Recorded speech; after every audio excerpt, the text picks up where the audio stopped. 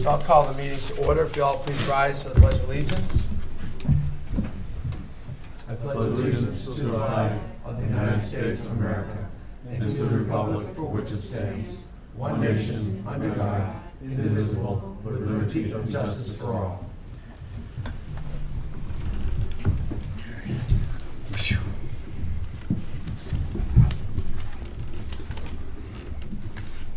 Call the East Lyme Board of Selectmen meeting to order. We just had our Pledge of Allegiance. Today is September 5th. It was pointed out to me by one of the selectmen that this was a whole long time between meetings. Our last meeting was August 1st, I do believe, which makes this like the 35th day. I don't know, that doesn't usually happen.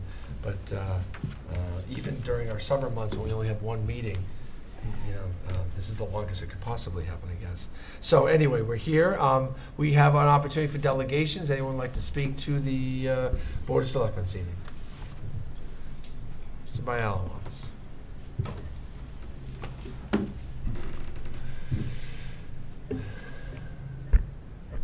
Good evening, Selectmen people, or members, or should I say it that way?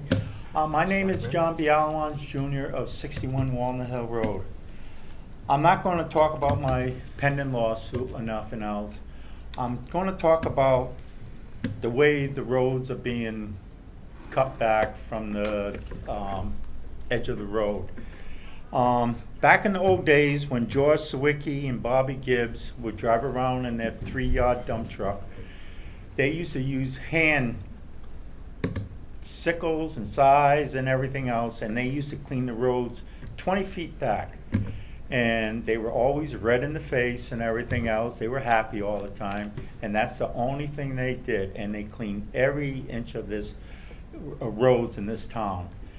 Ever since lately, the town is buying this equipment and it's failing. The last time I saw a machine come down with 8 wheels on it, and the guy did maybe about 18 inches to 2 feet off the road.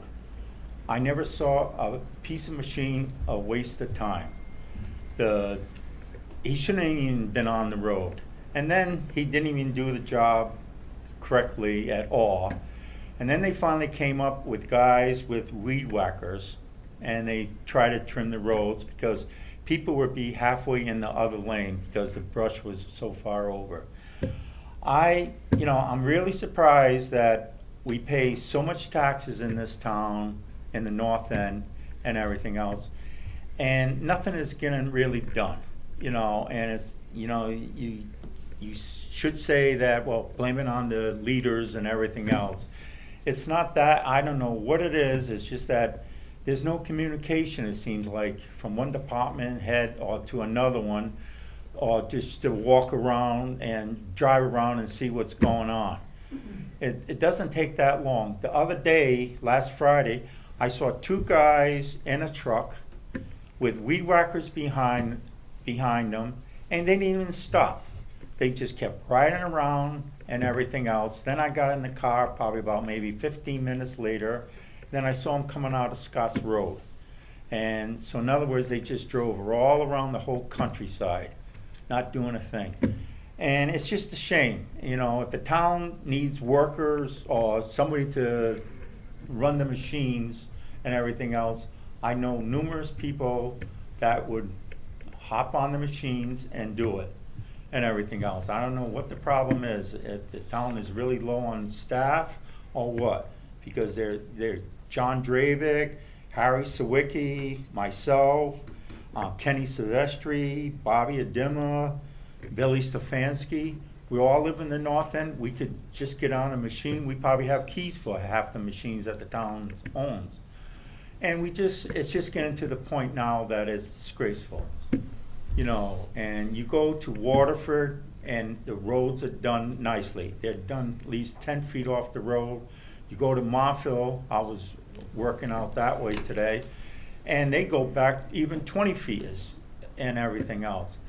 I'm sorry I just keep coming here complaining about everything, but it's just that the idea is that I don't know what's wrong that, things are not being done like how they used to be. And it's really sad. But Ken Series told me that they just got a new machine and they're on Society Road right now, and they're gonna be coming up our way and everything else. So I wasn't gonna talk, but I just wanted to get this off my chest and everything else, and that's it. So, I'm sorry I wasted your time, but it's just that I just had to say it just to maybe, by the time it gets up to the north end, the new machine will be broken. So you never know. So thank you very much and have a good day. Thank you, Mr. Bialwans. Anyone else like to speak to the public during public delegations? Anyone else? Anyone else? Approval of the minutes. Public hearing August 1st, and then we had a regular meeting August 1st. I'll move to approve the public hearing minutes of August 1st, 2018 as submitted. Second? Public hearing minutes.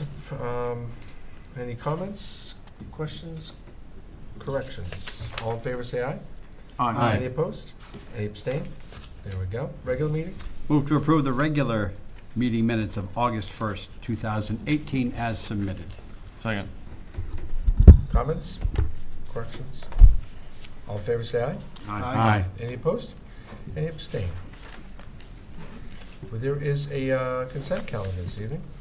Move to approve the consent calendar for the meeting of September 5th, 2018 in the amount of $16,795.98. Second? It's been seconded. Any comments? All in favor, say aye. Aye. Opposed? Abstain? There we go. Old business, there is none, new business. Tonight there shall be a presentation of the updated harbor management plan and ordinance. What's your pleasure, Harbor Management Commission? Steve, do you have maybe a presentation? Want to walk us through what? I was going to introduce Jeff and let him walk you through the. Sure. Since we're live broadcasting around the country tonight via satellite, could you, we'll speak into the microphone and maybe see you introduce yourself. You haven't been here for a long time. Well, you never invite me. I'm Steve Dinsmore, 57 Chesterfield Road. I'm the chairman of the East Lyme Harbor Management Shellfish Commission. Tonight we're here to present the harbor management plan that we've been working on for at least 5 years. This is an update to the existing plan that I believe was done in 1994. Believe it or not, we still have a couple of commissioners still on the commission that were around for the original inception. The original consultant that we used in the development of that plan is also Jeff Stedman.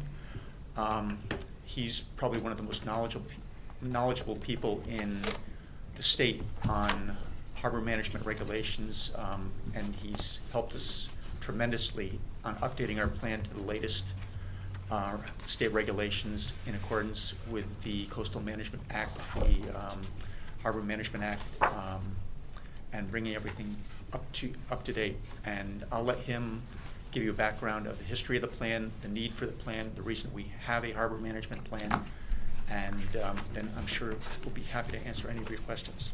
Terrific. Jeff Stedman, right? Yes, Terrific. thank Do you have an you. organization that you work for? Or? Myself, just myself.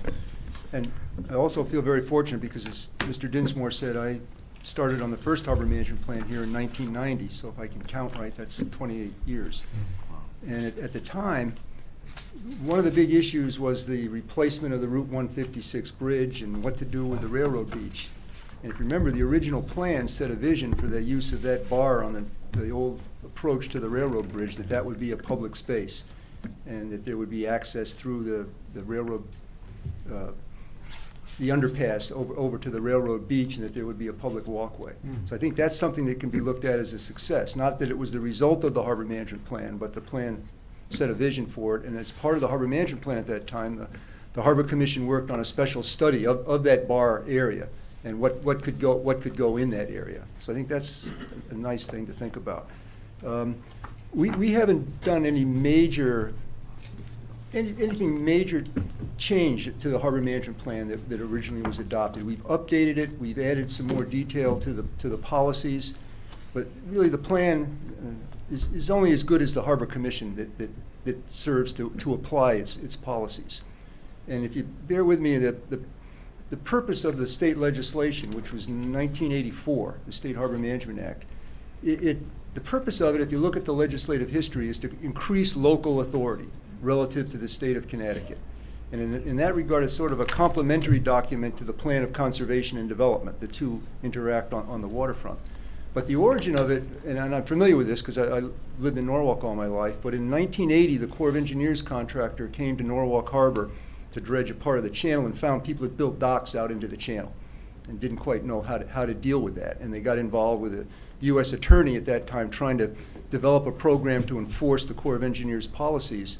And a guy at the Corps of Engineers, who actually retired a couple of years ago, he had the idea, and I think he brought it from Massachusetts, was that if there was a local commission with responsibility for dealing with these navigation and harbor management type issues, maybe the Corps wouldn't have to get involved with the U.S. attorney to try to deal with them. And he worked with a fellow that I actually became quite friendly with, Senator Gunther from Stratford. I don't know if you know him, but he was one of the most interesting characters in the history of Connecticut legislators. He was the longest serving legislator in Connecticut history. And he had a habit of speaking in sort of a gruff way, but he's passed away now. But he introduced the harbor management legislation. And again, for the purpose that I stated. It doesn't eliminate the DEP's permitting authority, but it provides a role for the municipality. And I should have brought the survey we did for the Connecticut Port Authority. There's 24 or 26 municipal harbor management plans that are being implemented in Connecticut now. And West Haven and New London is just about to start one. And they're all doing it as a matter of home rule. And in my opinion, well, I'd say basically what this document consists of, the first 3 chapters are background. You describe the jurisdiction of the Harbor Management Commission in the Patagonia Estuary and up the Niantic River and Niantic Bay. And then there's a section on the institutional framework, we call it, the laws and the regulations that are applied to harbor management. One significant change that's happened since the plan was first approved in 91 by the DEP and then adopted by the board in 94. But one change that's happened most recently is the establishment of the Connecticut Port Authority, which eliminated the maritime division of the DOT, which supervised the harbor masters. And so the harbor master's supervisory authority is now with the DEEP, the Department of Energy and Environmental Protection. And the Port Authority assumed the other grant programs that are available. I'm jumping around a little bit, but last year, when the Port Authority was formed, the intent was that it would just deal with the 3 main ports, New London, New Haven, and Bridgeport, such as Bridgeport is. And the Municipal Harbor Management Commissions objected because they felt that if the Port Authority only dealt with the 3 ports and eliminated the maritime division of the DOT, which provided grants for all the harbors, then all the small harbors would lose out. Mm-hmm. So there was a period of time when this was worked on, and ultimately the Port Authority has responsibility for all of the harbors and can provide funds for all of the harbors. So last year was the first year of a program called the Small Harbor Improvement Project Program, which provided $5 million, and there were 17 municipalities that received grants, ranging from, I think it was $900 plus thousand to the city of Norwalk for half the cost of rebuilding the city pier, to a feasibility study for a boat launching ramp in West Haven, and to smaller grants. But one of the requirements when they review these grant applications, does your town have a harbor management plan, and is what you're proposing consistent with the policies of the harbor management plan? So there's a benefit of the plan right there. Okay. And I'll say, in my opinion, the significant benefit of the plan and what we've done here, there's a statute, it's 22A 113N, and we had a discussion before the meeting with the town attorney. That statute ends with recommendations pursuant to this section are binding on state officials making decisions in the harbor. And that's the section that talks about what's in a harbor management plan. And so that's been the subject of some discussion over the course of a number of years. To what extent are the Harbor Commission's recommendations binding on the state of Connecticut, including when they make permit decisions? And this came to I guess you'd call a conflict last year between the town of Greenwich and the state of Connecticut. The town of Greenwich developed a harbor management plan that was ultimately approved and adopted last year. But in the plan, the town argued that it's a recommendation of the Harbor Management Commission pursuant to the plan that's binding on a state official. The DEEP at the time argued, some people did, to be binding, the recommendation has to be spelled out ahead of time in the plan. And the commission felt that that was illogical and unreasonable, and so did other harbor commissions, because the plan cannot identify every matter that's going to arise. One example I talked about is the gigantic project in Norwalk for the DOT to replace the railroad bridge over the Norwalk River. The plan didn't have anything to say about how that bridge should be rebuilt, but the plan has policies to maintain safe navigation and maintain water quality and public access and water-dependent uses, which the commission is applying to, and that's what this is meant to be, a policy document that's applied on a case-by-case basis with these environmental protection policies and water-dependent use policies by the Harbor Commission. So what language that we've included in here, new language, and bear with me, I'll read this, because I think this is the significant part of this. Pursuant, this is in chapter 5, and it's in section, under harbor administration policies, and I'm looking at the version that shows the changes. It's on page 5-40. It's the version that shows the strikeouts and the additions. Paragraph F. Pursuant to section 22A113N of the Connecticut General Statutes, a recommendation pursuant to the content of the plan with respect to a proposed project shall be binding on any official of the state of Connecticut when making regulatory decisions. And then we go on in chapter 7, which we've rewritten from the original plan, on page 7-13 at the top, the first paragraph, in accordance with section 22A113N of the Connecticut General Statutes, the same statute, a recommendation of the HMC, the Harbor Management Commission, a recommendation of the HMC pursuant to the content of the Harbor Management Plan shall be binding. And that's the key, I think that's the key thing. I mean, the DEP can still do, I don't want to say what they want, they can still make their own decision. But if they make a decision contrary to the recommendation of the Harbor Commission and is supported by the policies in the plan, they have to explain why they're doing something different. And I think that's the key thing that we tried to include in here, and this has been approved by the state. And I apologize for, I guess, for talking a little bit too long, but any questions that you may have, and I'm also should be speaking for Mr. Landers or Mr. Hitchery or Mr. Dinsmore, but any questions you may have, if we can't answer them tonight, we certainly can come back or prepare written. I'm sure we'll have questions. Answers. We had a plan that was adopted in 1990. It was approved in 91 by the DEP and adopted by the board in 94. Is that still in effect? Oh, yes. So is this just a amendment or an update? It's an update. Okay. There's a number of things that we've updated, but it's essentially an update of the existing plan. And unlike the POCD, I think you have the requirement is to update it every 10 years. Here, with this plan, there's no such statutory requirement. Okay. It's functioned well.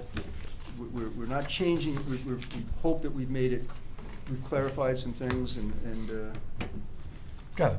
Okay. that was our goal. I have a bunch of questions, but I'll let the commission ask them first. If anyone has any questions?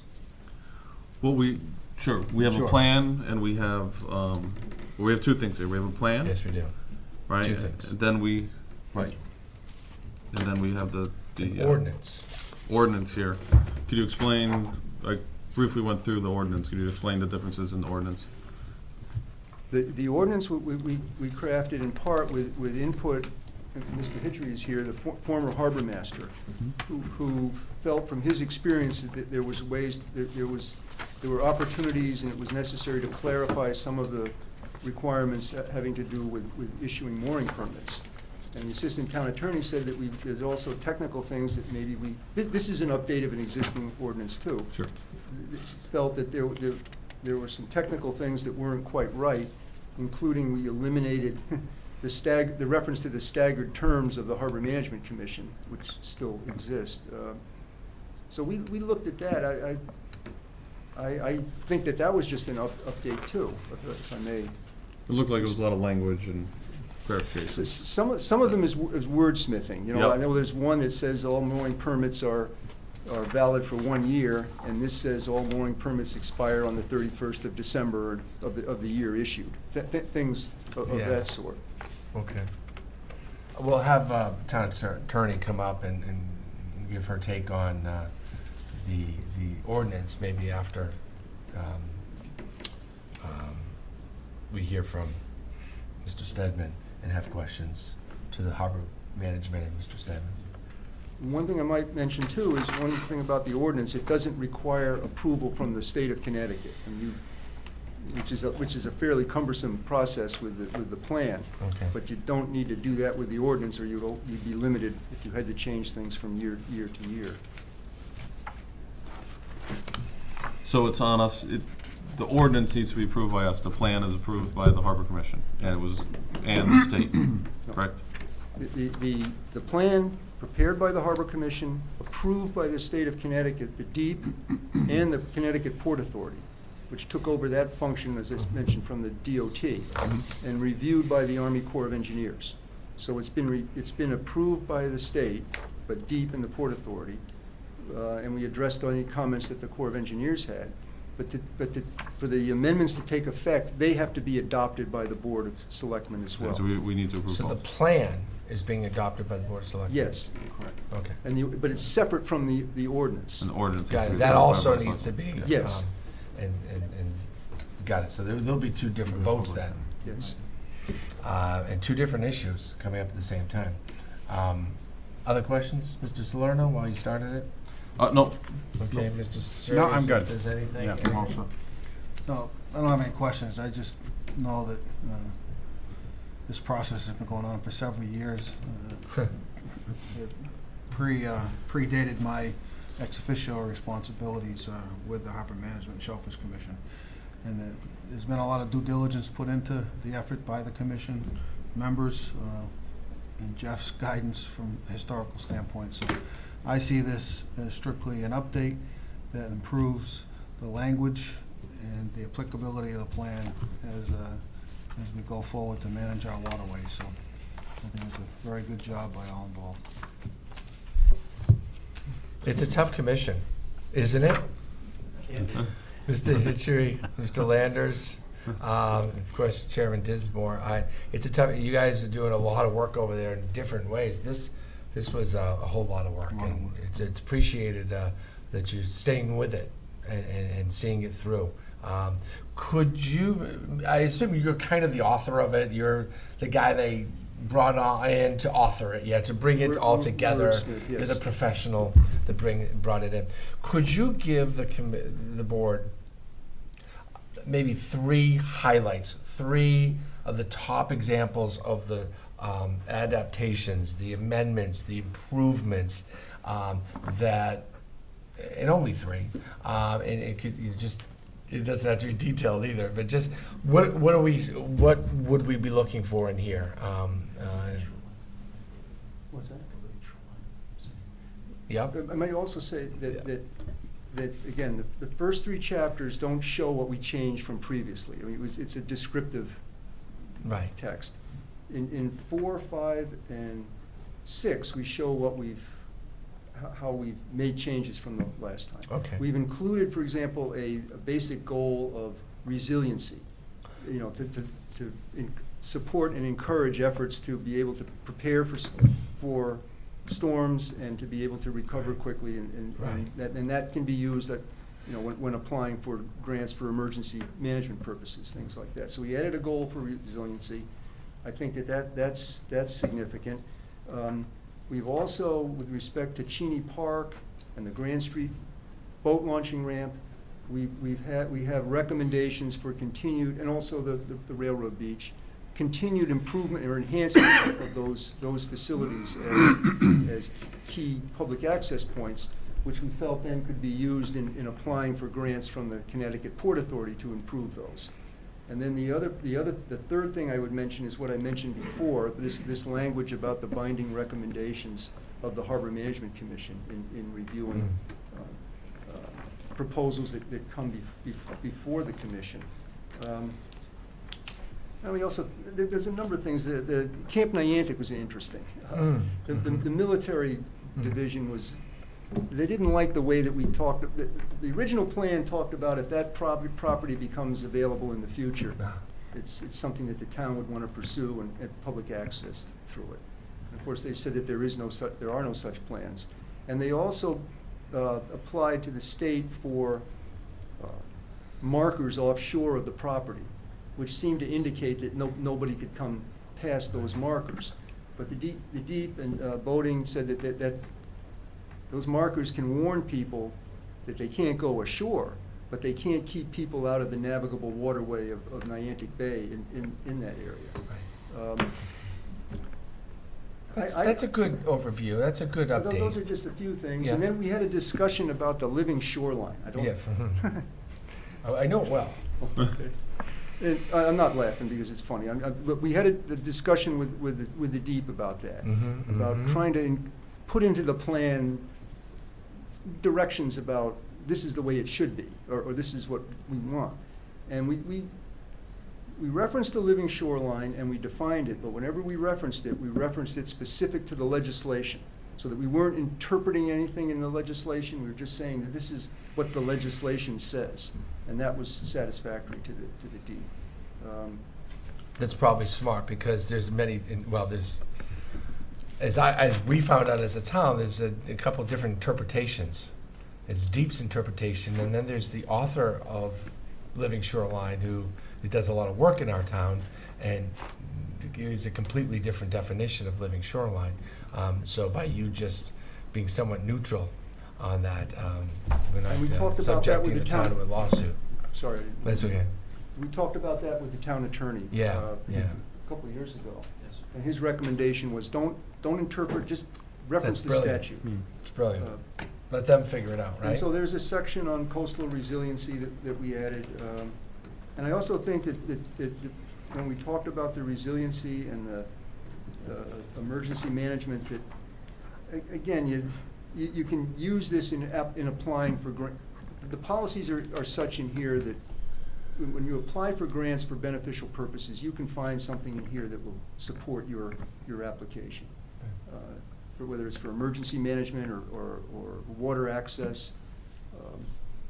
But I don't think that the commission's interest was not in responding to some big problem that arose, but being diligent in updating the plan based on the knowledge of what other towns have done and how some of the institutional things have changed. And as you know, another benefit of the harbor management plan is with the plan, of course with the existing plan, the governor must appoint the harbor master from a list a list that's provided by the town. The governor can't do that on his or her own. So that's another benefit of the harbor management plan. And the DEP, I know I'm talking too much here, the deep permit process was amended a few years ago. So an applicant for I say deep, it used to be DEP, permit is required to come before the Harbor Commission before submitting that application to the deep. Okay. Which is another measure of the municipality having a role in pointing out potential problems. Local watchdog Yes. thing. We get our say in it. Great. And you've instilled a lot of confidence in me that this plan, just because it took 5 years doesn't mean it's a good plan, but because you authored it, I feel a little bit better about that. And for the peanut gallery, from the commission, is there anything that we should know that hasn't come up? And you can even yell it from your seat, Dawn, if you want. Is there anything? I mean, we know it's an updated plan. We know what you guys do, and we have a better understanding of what this plan is. No, I think the plan, brings it up to the, current. Current standards. Current standards. Yeah. It's a little bit more technicolor than the stick drawings that are in the, Right. 25-year-old plan. Right. And I think it will serve us, for another 20, 25 years. Appreciate it. Thank you. You Yes, sir. asked for another thing. We also included, and you see that middle photo of the upper Niantic Oh, yeah. River and Oswegatchie Yeah, Hills. yeah. But we also included a specific reference for watershed-based planning and supporting efforts to plan for protection of water quality on a watershed-wide basis, and including the Niantic River watershed-based plan. Much appreciated. Where are those posters displayed?